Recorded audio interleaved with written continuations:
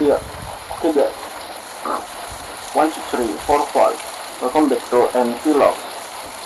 Nah, kali ini topik yang akan dibahas adalah tentang besaran-besaran ya, besaran-besaran di dalam pegas. Oke. Nah, sebelum kalian mempelajari lebih lanjut mengenai gaya pegas dan gerak harmonik ya, gaya pegas dan gerak harmonik pegas ya. Nah, pada topik kali ini kalian akan mempelajari mengenai besaran-besaran di dalam pegas. Oke, apa yang dimaksud dengan pegas? Mengapa harus menggunakan pegas? Nah, semua pertanyaan ini akan terjawab sesuai dengan analogi di bawah ini ya. Ini pegas itu contohnya yang paling simpel itu di motor kalian ya, mau yang Matic atau bebek itu kan ada itu kan subbreakernya kan, yang kayak pernya gitu kan di motor kalian, yang mau yang Matic kayak mau yang bebek gitu kan. Nah, kalian pasti sering menjumpai ataupun mendengar mengenai pegas, benda berbentuk spiral yang terbuat dari logam. Pegas merupakan salah satu komponen paling penting dari sepeda motor. Oke, bagaimana tidak sebuah sepeda motor yang tidak memiliki pegas di dalamnya, yang nggak ada pegas itu tidak bakal bergerak dengan nyaman. Jika sepeda motor bergoyang akibat jalan yang daratan misalnya, maka pegas mampu membantu melenturkan dan menyesuaikan dengan keadaan jalan. Nah, pegas di sini tidak bekerja sendiri. Supaya pegas dapat melakukan tugasnya dengan baik, dibutuhkan besaran-besaran di dalam pegas. Oke? Ini kan yang awal, lo dengerin lagi suara gue baik-baik ya.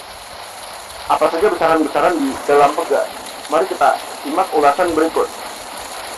Yang pertama ada pertambahan panjang. Pertambahan panjang delta X. Oke. Nah, pertambahan panjang adalah selisih panjang pegas saat diberi gaya dengan panjang awal. Untuk menentukan pertambahan panjang delta X, harus diketahui terlebih dahulu panjang awal X-nya. Oke, X0. Panjang awalnya berapa gitu kan. Dan juga panjang akhir ya, X aksen ya. So kadang-kadang gini ya, XT. Panjang akhir pegas setelah penarikan. Satuan pertambahan panjang adalah meter. Oke, meter ya. Nah, yang kedua, konstanta pegas. Konstanta pegas. K ya. K. Nah, konstanta pegas adalah angka pengalih pada gaya pegas sesuai dengan jenis bahan pegas. Konstanta pegas menunjukkan perbandingan antara gaya dan pertambahan panjang. Oke. Konstanta pegas itu apa? Perbandingan antara gaya dan pertambahan panjang ya. Berarti Newton per meter ya. Satuan konstanta pegas. Nah, yang ketiga adalah gaya pegas ya. Gaya pegas F.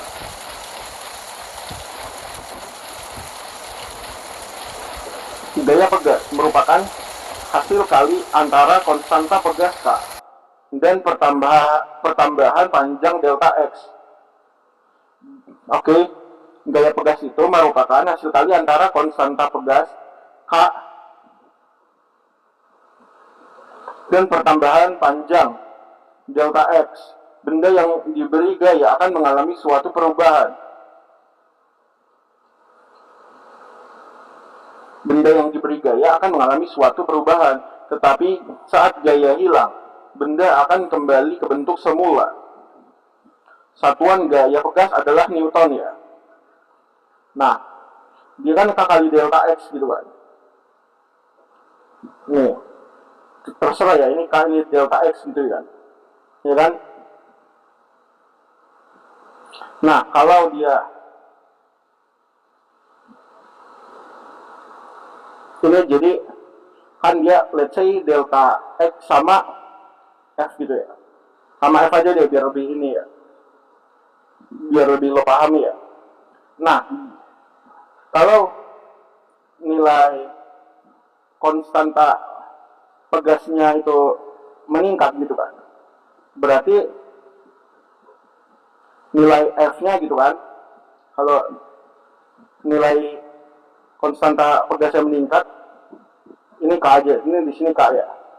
Berarti nilai F-nya juga meningkat gitu kan. Jadi dia meningkat, K meningkat, F meningkat, K meningkat, F meningkat, K meningkat, F meningkat. Jadi dia gitu ya. Set 45 derajat, 45 derajat gitu ya. Ya kan? Kalau digambarin grafiknya gitu ya. Ini. Oke. Lanjut modulus elastisitas. Ya. Yang keempat, modulus elastisitas. Ya. Nah, modulus elastisitas adalah gaya yang bekerja tiap satuan luas penampang. Oke, gaya yang bekerja tiap satuan luas ya, tiap satuan luas penampang. Oke, ditambahkan panjang untuk tiap satuan panjang benda. Modulus elastisitas dinyatakan dengan angka untuk menyatakan sifat elastis suatu bahan. Modulus elastisitas didapatkan dari perbandingan tegangan dan regangan.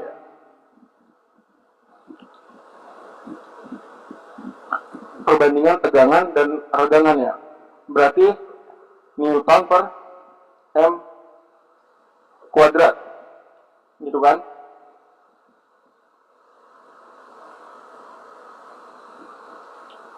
Nah, tegangan nih.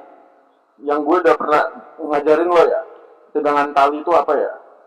Nah, itu kan tegang ya. Ada tegangan. Gitu kan? Bahkan tegangan listrik juga bisa tuh.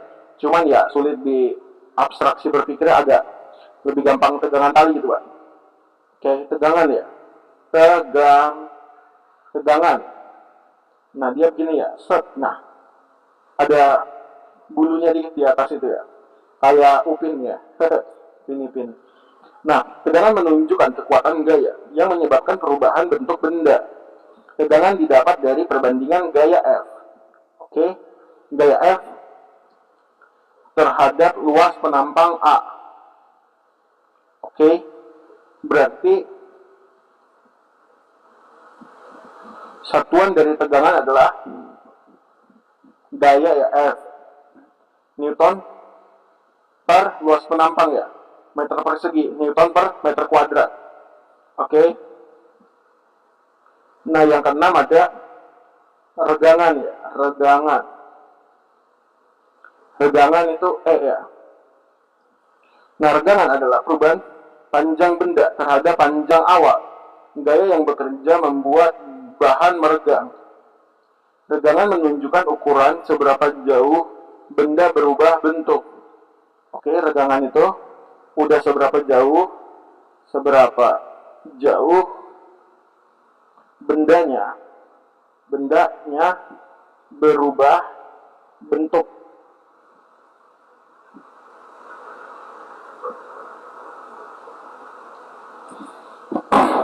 Oke, yang ketujuh periode ya.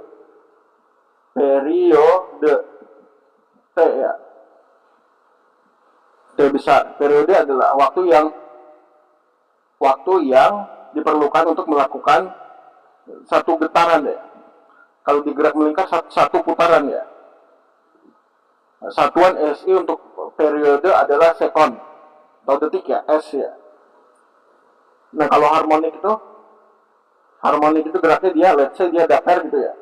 Ini ada kotak gitu, dia kan ke atas ke bawah, gitu kan.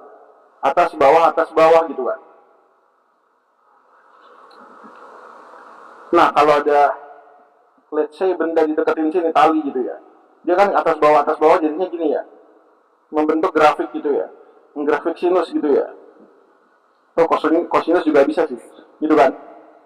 Nah, 7, 8 frekuensi ya. 8 itu frekuensi F ya.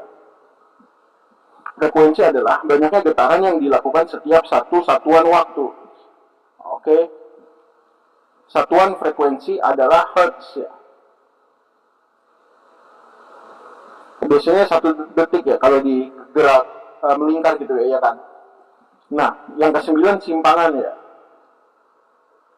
Yang ke-9 itu ada simpangan Y ya. Simpangan adalah jarak pusat massa beban dari titik seimbang ya. Oke, persamaan simpangan didapatkan dari hubungan antara amplitudo dan sudut fase theta. Oke, satuan dari simpangan adalah meter. Nah, yang paling perlu diingat itu satuan simpangan meter ya. Kalau di gerak harmonik itu dia kan kalau Y sama dengan Fx kan. Nah, dia kayak sumbu Y ya, mengacu pada sumbu Y. Itu Y sama dengan Fx kan kalau di kalkulus gitu kan. Nah, itu pentingnya lo belajar kalkulus ya. Sama grafik ya, Y sama dengan Fx gitu. Itu maksudnya Y sebagai fungsi X itu ya. Maksud Y sama dengan Fx itu ya. Y adalah fungsi terhadap X. Oke. Gue saranin sih lo belajar kalkulus ya kalau udah kelas 11 ya. Belajar walaupun belum ada di bab ya. Belum ada di nilai rapat lo gitu, let's say misalnya. Lo udah selesaiin itu ya. Dari kan ada integral, ada turunan, ada integral sama limit ya. Oke, kita dulu. See you in the next video. Bye bye. Dah.